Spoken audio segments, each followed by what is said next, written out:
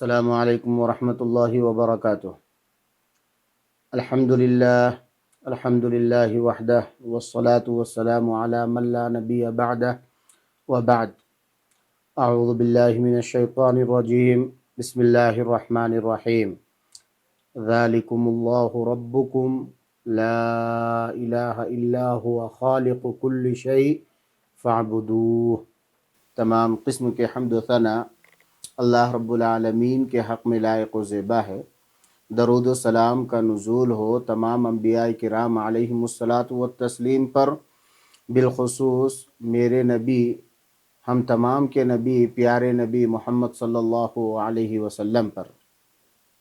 محترم حاضرین، آج میں آپ کے سامنے ایک اہم موضوع لے کر کے حاضر ہوا ہوں، اور وہ موضوع ہے عبادت سے متعلق چند اہم معلومات۔ قبل اس کے کہ میں ان معلومات کو آپ کے سامنے رکھوں، میں نے جس آیت کی تلاوت کی ہے اس آیت کا ترجمہ آپ کے سامنے سنا دوں۔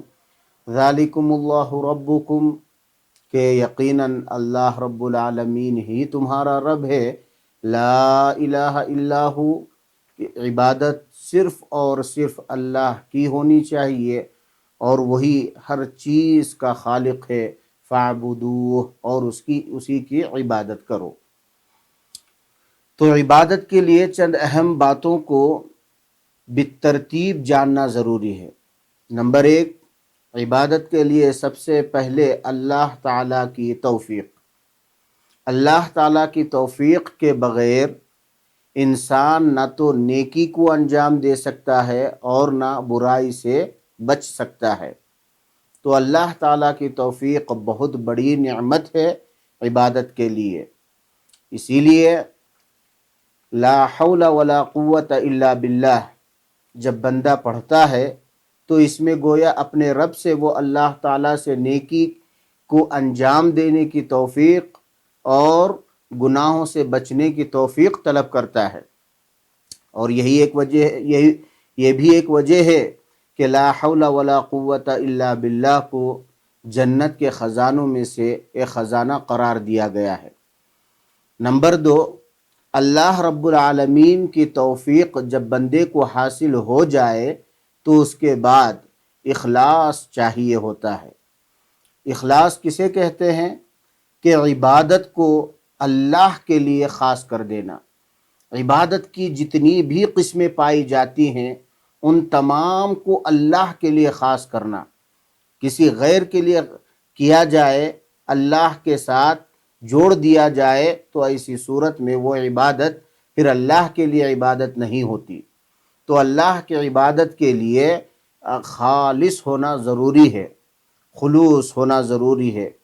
وما امروا الا ليعبدوا الله مخلصين له الدين، فاعبدوا الله مخلصا له دینی۔ تو یعنی عبادت میں دوسرا نمبر اخلاص کا آتا ہے، اور اخلاص کے بغیر کوئی عبادت اللہ کی بارگاہ میں قابل قبول نہیں ہوتی۔ اور اسی طرح جب بندے کو اللہ تعالیٰ کی جانب سے توفیق اور اخلاص کی دولت مل جائے، نعمت حاصل ہو جائے، تو پھر اس کے لیے تیسرا نمبر نبی علیہ السلام کی متابعت۔ جس عبادت کو بندہ انجام دینا چاہ رہا ہے یا دے رہا ہے، اس میں پوری کی پوری متابعت نبی صلی اللہ علیہ وسلم کی ہونی ضروری ہے۔ اور اگر متابعت نہیں پائی جاتی عبادت میں، کہ جس عبادت کو جس طرح نبی اکرم صلی اللہ علیہ وسلم نے انجام دیا ہے، اگر بندہ اس کے مطابق انجام نہ دے تو ایسی صورت میں اس کی وہ عبادت بھی اللہ تعالیٰ کی بارگاہ میں قابل مذموم ہوتی ہے، قابل قبول نہیں ہوتی۔ نمبر 4، جب اللہ تعالیٰ کی توفیق، اخلاص اور اس کے ساتھ ساتھ متابعت نبی بھی پائی جانے کے بعد عبادت کی قبولیت کے لیے اللہ تعالیٰ سے دعا کرتے ہوئے قبولیت کا یقین رکھا جائے، یعنی عبادت کے قبول ہونے کا یقین بھی ہو اور عبادت کی قبولیت کی دعا بھی کی جائے۔ یہ نہیں کہ آدمی کے اندر تمام چیزیں یعنی عبادت کی توفیق اللہ کی جانب سے حاصل ہوئی، اخلاص ملا، نبی علیہ الصلوۃ والسلام کی متابعت ہے، تو یہاں بندہ خوش فہمی میں نہ پڑ جائے کہ میری عبادت اب تو جو ہے اللہ رب العالمین کی بارگاہ میں قبول ہو گئی۔ نہیں، اس کے لیے، اس عبادت کے لیے اللہ تعالیٰ سے دعا کی جائے کہ اللہ میری اس عبادت کو، چاہے وہ چھوٹی ہو چاہے وہ بڑی ہو، عبادت کی قبولیت کی اللہ تعالیٰ سے دعا طلب کرنی چاہیے۔ اللہ تعالیٰ فرماتے ہیں انما یتقبل اللہ من المتقین، اللہ تعالیٰ پرہیزگاروں کی عبادتوں کو قبول فرماتے ہیں۔ عبادت کی قبولیت کی علامتیں، عبادت قبول ہوئی یا نہیں ہمیں کیسے اندازہ ہوگا؟ اس کے لیے سب سے پہلی چیز اس کے شروط پائے جانے چاہیے۔ اگر شروط تمام کی تمام عبادت کی پائی جا رہی ہیں تو ایسی صورت میں ہمیں یہ سمجھنا چاہیے کہ ہماری وہ عبادت جس کو ہم نے انجام دیا ہے، اللہ کی توفیق سے وہ عبادت اللہ کی بارگاہ میں قبول ہوگی۔ نمبر ایک، اس کے لیے کیا ہے؟ شروط میں مداومت ہونی چاہیے، ہمیشگی ہونی چاہیے، اور اسی طرح مزید نیکیوں کی توفیق، یعنی بندہ ایک نیکی کو انجام دے تو اگر دوسری نیکی کی توفیق اسے حاصل ہوتی ہے، دوسری نیکی کو کرنے کی طرف دل راغب ہوتا ہے، تو ہمیں یہ سمجھنا چاہیے کہ ہماری پچھلی عبادت، ہماری سابقہ عبادت اللہ کی بارگاہ میں قبول ہو رہی ہے۔ مثلا آدمی جب حج کرتا ہے تو حج کرنے کے بعد جب حج کرتا ہے تو حج کرنے کے بعد اسے چاہیے کہ وہ مزید نیکیوں کو انجام دے، مزید کار خیر کو انجام دے، تو ایسی صورت میں اس کا وہ حج قبول ہونے کے امکان ہوتے ہیں۔ اور اسی طریقے سے عبادت میں مداومت و مواظبت کا ہونا بھی ضروری ہوتا ہے، کیونکہ نبی اکرم صلی اللہ علیہ وسلم کا ارشاد ہے احب الاعمال الی اللہ ادومها وان قل، اللہ تعالیٰ کے نزدیک سب سے پسندیدہ اعمال، سب سے اچھے اعمال وہ ہیں جو عبادت کو، اس عمل کو برابری کے ساتھ کیا جائے، ہمیشگی کے ساتھ کیا جائے، اگرچہ وہ کم ہو، اگرچہ وہ تھوڑے ہوں۔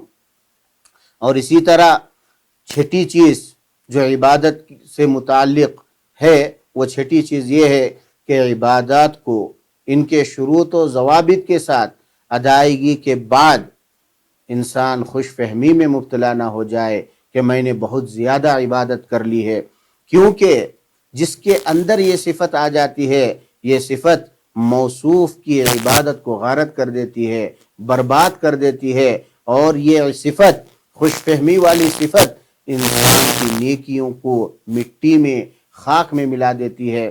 اللہ تعالیٰ سے دعا کرتا ہوں کہ اللہ تعالیٰ ہم تمام مسلمانوں کو عبادت کرنے کی توفیق عطا فرمائے، اور عبادت میں اللہ تعالیٰ خلوص اللہیت کو سامنے رکھنے کی ہمیں توفیق دے، اور ہماری عبادت نبی علیہ الصلوۃ والسلام کے بتلائے ہوئے طریقے کے مطابق ہو، اور ہماری عبادت اللہ تعالیٰ اپنی بارگاہ میں قبول فرمائے، اور ہمیں عبادتوں میں، نیکیوں میں، خیر کے کاموں میں اللہ تعالیٰ ہمیں مداومت دے، اللہ تعالیٰ ہمیں اس پر ہمیشگی برتنے کی توفیق عطا فرمائے۔